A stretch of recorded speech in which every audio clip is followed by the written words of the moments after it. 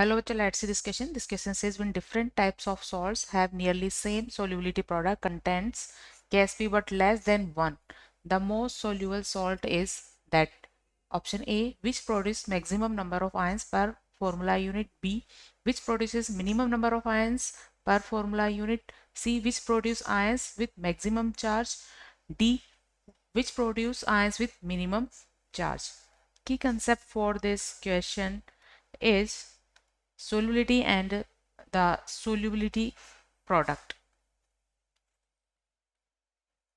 Key concept for this question is solubility.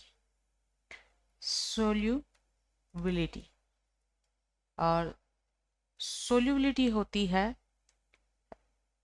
concentration of ions in solution. This is the concentration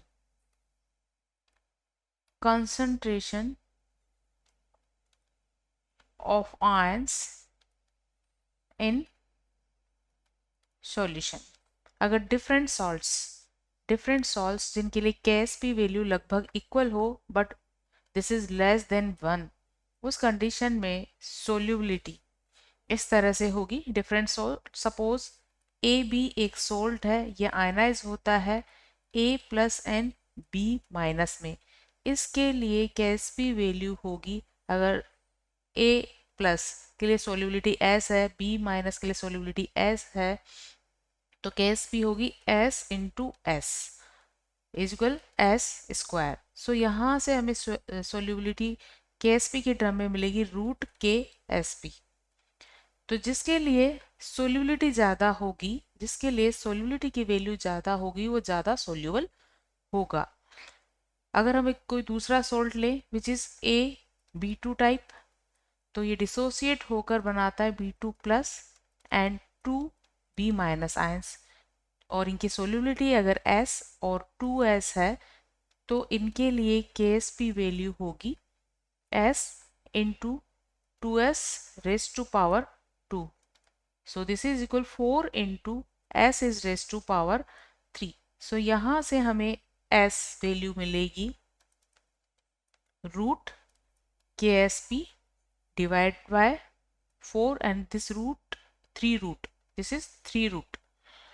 तो इसके लिए S value first case से ज़्यादा होगी क्योंकि यहाँ KSP वैल्यू लेस देन 1 है. लेस देन 1 है इट मीन डेसिमल में है. अगर वैल्यू डेसिमल में है तो उसका जितने ज़्यादा बार रूट किया जाएगा S वैल्यू उतनी ही बढ़ती जाएगी. इसी तरह एक और सॉल्ट का एग्जांपल लेते हैं AB3 डिसोसिएट होगा, फॉर्म करेगा A3+ एंड 3B- आयंस, और इनकी सोल्यूबिलिटी अगर S है और इसकी 3S है तो इसके लिए KSP वैल्यू होगी 3S raise to power 3 into S. So यहाँ ये वैल्यू हो जाएगी 27, S is raise to power 4. तो इसके लिए सोल्यूबिलिटी वैल्यू होगी S इज इक्वल होगा √4 KSP डिवाइड बाय 27.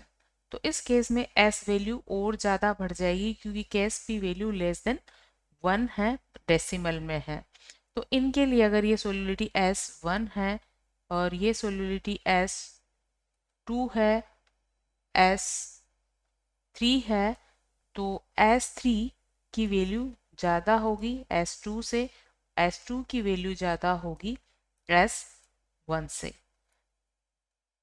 और सोल्यूबिलिटी जिसकी ज़्यादा होगी वो सॉल्ट उतना ही ज़्यादा सोल्यूबल होगा.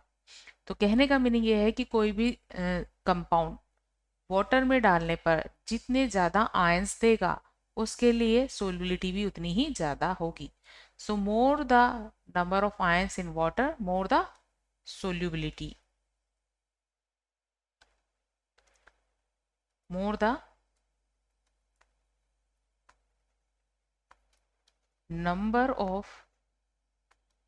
ions in solution,